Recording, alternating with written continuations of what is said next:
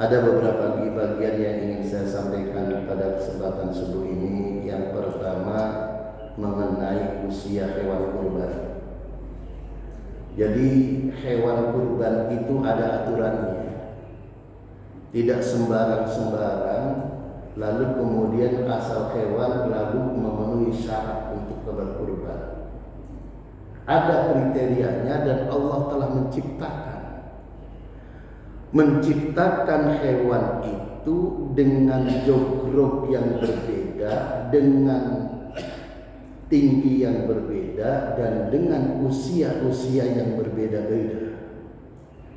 Jadi kalau orang yang sudah kenal hewan kurban, orang yang sudah kenal dan mengetahui tentang umpamanya kambing saja, itu kambing kalau yang dikenal dengan turunan Australia, jogroknya tinggi, jogroknya gede, usianya muda. Jadi kalau kambing itu yang kupingnya panjang, itu jogroknya tinggi, badannya tinggi, tapi usianya muda. Tapi ada kambing Allah ciptakan bagi orang yang cekak duitnya, cekak uangnya, itu Allah kasih ada kambing namanya kambing kacang. Nah, kalau orang Jawa tahu itu kambing kacang. Kambingnya kecil, bertanduk, harganya ya tentu karena jogroknya kecil, tapi usianya sudah mencukupi. Itu kambing kacang. Jadi kalau manusia itu ada yang modelnya turunan Belanda, tinggi, gede, usianya masih muda. Tapi kalau orang turunan Kate, itu walaupun kecil tapi sudah cukup usia. Nah, karena itu kriteria usia itu menjadi kriteria hewan kurban. Unta itu harus yang sudah berusia 5 tahun ke atas, 5 jalan 6 tahun. Itu kalau unta. Di kita kan gak ada yang akan korban unta, jadi gak usah dibahas. Lalu kemudian sapi.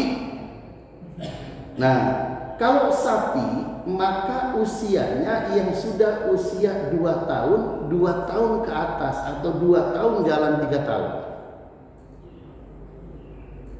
Jadi kalau sapinya itu sapi turunan Australia, itu gede tapi masih muda, belum cukup umur. Tapi harus cari yang sudah cukup umur. Makanya ada sapi yang sapinya kecil tapi dagingnya bisa banyak, itu yang disebut sapi Bali. Makanya sapi Bali itu kepalanya kecil tapi tanduknya bisa panjang. Nah, itu ibaratnya kambing kacang. Sapi Bali itu ibarat kambing kacang. Maka banyak disukai oleh para pengurban sapi itu ngambilnya sapi Bali.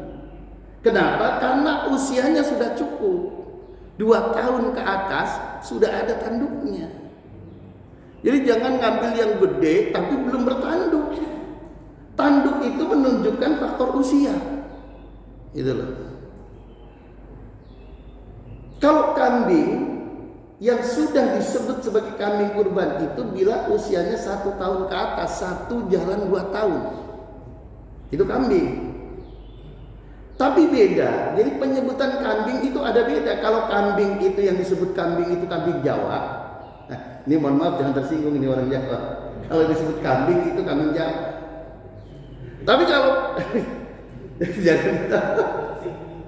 tapi kalau yang namanya domba, nah ini domba ini, kalau domba ya kalau ada yang setahun lebih, kalau tidak ada 6 bulan, 7 bulan sudah boleh kalau domba.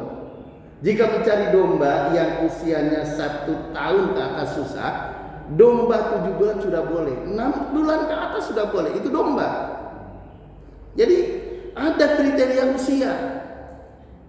Nah kalau panitia itu nggak ngerti, yang penting lihat jogroknya gede, nggak ngerti usianya.